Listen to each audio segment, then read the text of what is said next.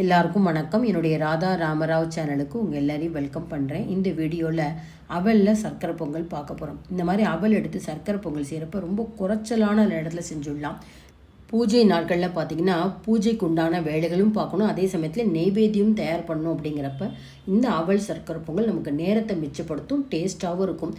சமையலே தெரியாத பிகினர்ஸ் கூட இந்த மாதிரி ஒரு அவல் சர்க்கரை பொங்கல் செய்து சுவாமிக்கு நெய்வேத்தியம் பண்ணலாம். வரலட்சுமி விரதம், கிருஷ்ண ஜெயந்தி, விநாயகர் சதுர்த்தி எல்லாத்துக்குமே இந்த மாதிரி ஒரு அவல் சர்க்கரை பொங்கல் நெய்வேத்தியம் பண்ணலாம். இந்த நெய்வேத்தியம் எப்படி செய்யலாங்கிறத பார்க்கலாம் வாங்க. அவல் சர்க்கரை பொங்கல் செய்யறதுக்கு மீடியம் சைஸ் அவல் எடுத்திருக்கேன். ஒரு 3/4 கப் எடுத்திருக்கேன். இது 200 கிராமுங்க. கெட்டி அவல்னு சொல்லுவாங்க இல்லையா, திக்கான அவல், அது எடுத்துக்காதீங்க, நல்லா இருக்காது. ஒரு 2 டேபிள் ஸ்பூன் பாசிப்பருப்பு எடுத்திருக்கேன். எந்த கப்பில் நான் அவல் அளந்தனோ அதே கப்பால் 1 கப்பு வெல்லம் எடுத்திருக்கேன். ஆனால் கொஞ்சம் ஜாஸ்தி இருந்தது, கொஞ்சம் கம்மி பண்ணிக்கலாம். முந்திரி திராட்சை சேர்த்தா கூட கண்டிப்பாக தேங்காய் சேர்த்துக்கோங்க. கர்நாடகா ஸ்டைல் சர்க்கரை பொங்கல், அவல் சர்க்கரை பொங்கல்லாம் தேங்காய் சேர்ப்போம். தேங்காவையும் கேரட் துருவலை துருவிருக்கேன். ஏலக்காய் பொடி, கொஞ்சமாக ஜாதிக்காய் துருவிக்கணும். ஒரே ஒரு பிஞ்சு பச்சை கற்பூரம் எடுத்துக்கணும். ஆஸ் யூஷுவல் நம்ம முந்திரி திராட்சை எடுத்து வச்சுக்கலாம். 2 டேபிள் ஸ்பூன் நெய்ங்க. முதல்ல நம்ம இந்த மீடியம் சைஸ் அவலை நம்ம குடிக்கிற தண்ணி இல்லையா, சுத்தமான தண்ணி எடுத்துகிட்டு, நிறைய தண்ணி எடுத்துக்கணும். தாராளமாக அந்த தண்ணி எடுத்துகிட்டு இந்த அவல் போட்டுட்டு நல்லா கையால் தேய்ச்சி ஒரே ஒரு முறை நல்லா தண்ணியில் அலம்பிட்டு இமீடியட்டாக உடனே அந்த தண்ணியை வடிச்சிடணும்.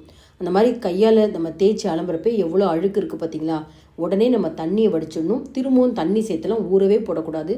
ஜஸ்ட் இந்த தண்ணியில் ஊறுற அந்த டைம் இருந்தால் போடுங்க. அதுக்காக தான் நம்ம குடிக்கிற தண்ணியை யூஸ் பண்ணணும் அப்படின்னு சொன்னேன். டேங்க் வாட்டர் யூஸ் பண்ணாதீங்க.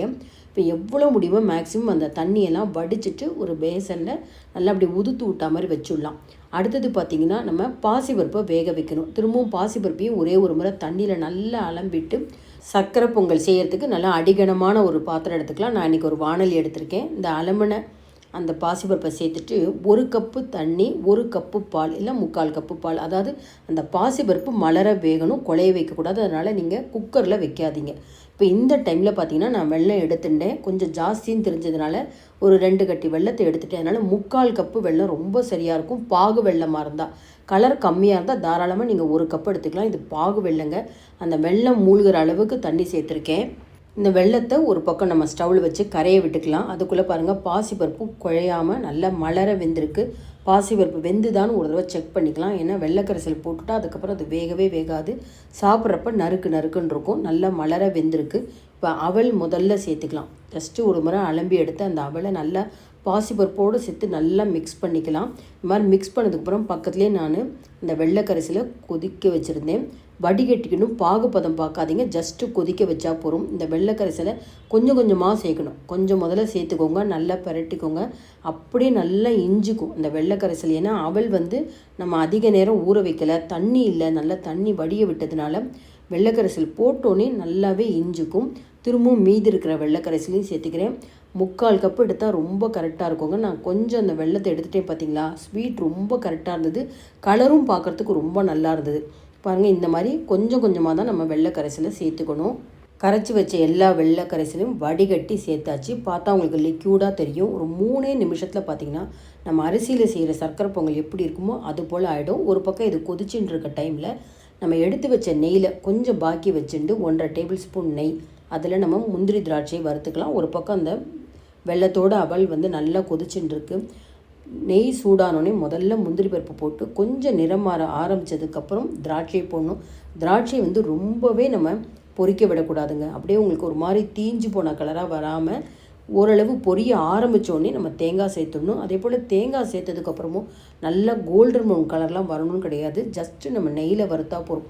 இந்த மாதிரி நெய்யில் வறுத்துட்டு இந்த தேங்காவை சேர்க்குறப்ப நல்ல வாசனையாக இருக்கும். நீங்கள் அரிசியில் செய்கிற சர்க்கரை பொங்கலோ அவல் சேர்த்தாலும் இந்த தேங்காய் சேர்த்துக்கிறப்ப சாப்பிட்றப்ப க்ரன்ச்சியாக இருக்கும். ரொம்ப நேரத்துக்கு கெட்டு போகாமலும் இருக்கும். பாருங்கள், கொஞ்சம் தலன்னு தான் இருக்குது இல்லையா அந்த வெள்ளை கரைசல். இப்போ இந்த தேங்காய் போட்டோன்னே பார்த்திங்கன்னா நல்லாவே இந்த தேங்காயும் சேர்த்து வெள்ளை கரைசலை இஞ்சிடும். ரொம்ப நல்லா இருக்குங்க. ஏலக்காய் பொடி போட்டுக்கலாம். ஒரே ஒரு பிஞ்சு பச்சை கற்பூரத்தை நல்லா கையில் பவுட்ரு மாதிரி பொடிச்சு போடணும். அப்படியே கட்டியாக போட்டுவிடக்கூடாது. அதே போல் ஜாதிக்காய், நம்ம சர்க்கரை பொங்கலுக்கு எப்படி சேர்ப்போமோ அந்த வாசனை பொருட்கள் எல்லாம் ஜாதிக்காய், பச்சை கற்பூரம், ஏலக்காய் பொடி 3மே அவசியம் சேர்க்கணும். இதெல்லாம் சேர்த்துட்டு நல்லா மிக்ஸ் பண்ணலாங்க. ரொம்ப நல்லாயிருக்கும். செய்யறது ரொம்ப சுலபம். எல்லா பூஜை நாட்களும் தாராளமாக இந்த மாதிரி அவலில் நீங்கள் சர்க்கரை பொங்கல் செய்யலாம். லலிதா சகஸ்ரநாமத்தில் குடான பிரியா அப்படிம்பாங்க. குடானம் அப்படின்னா சர்க்கரை பொங்கல். அதை அரிசியிலையும் செய்யலாம், அவல்லையும் செய்யலாம். ஏலக்காய் பொடி சேர்த்து நல்லா கிளறினப்புறம் கொஞ்சம் இந்த மாதிரி இலகலாக இருக்கிறப்ப அடுப்பை நிறுத்திட்டா சூடு ஆறினப்புறம் ரொம்பவே பொலன்னு இருக்கும். மீதி இருக்கிற நெய்யும் சேர்த்துட்டேன். கம்ப்ளீட்டாக சூடு ஆறினப்புறம் உங்களுக்கு கப்பில் எடுத்து காமிக்கிறேன் பாருங்கள். ரொம்ப நல்லாயிருக்கும். சாப்பிட்றதுக்கு அப்படியே ரொம்ப சாஃப்டாக இருக்கும். மீடியம் சைஸ் அவள் தாங்க ரொம்பவே இது பர்ஃபெக்டாக இருக்கும் இந்த சர்க்கரை பொங்கல் செய்கிறதுக்கு. நம்ம அரிசியில் செய்கிற சர்க்கரை பொங்கல் பார்த்திங்கன்னா ரொம்ப டைம் எடுக்கும் செஞ்சு முடிக்க. ஆனால் இது பார்த்திங்கன்னா பாசிப்பருப்பு வெந்துட்டால் கரெக்டாக 5 நிமிஷத்தில் இந்த சர்க்கரை பொங்கல் செஞ்சிடலாம். காத்தால செஞ்ச சர்க்கரை பொங்கல் சாயங்காலம் வரைக்கும் நல்லாவும் இருக்கும். நெய்வேத்தியத்துக்கு ரொம்ப பெஸ்ட்டு ரெசிபிங்க. அவசியம் ட்ரை பண்ணி பாருங்கள். இந்த வீடியோ பிடிச்சிருந்தா லைக்ஸ் கொடுங்க, கமெண்ட்ஸ் போடுங்க, ஃப்ரெண்ட்ஸ் அண்ட் ரிலேட்டிவ்ஸ்க்கு வீடியோவை ஷேர் பண்ணுங்கள். சப்ஸ்கிரைப் பண்ணாத வீவர்ஸ் சப்ஸ்கிரைப் பண்ணி எனக்கு எப்போதுமே சப்போர்ட் பண்ணுங்கள். Thank you viewers.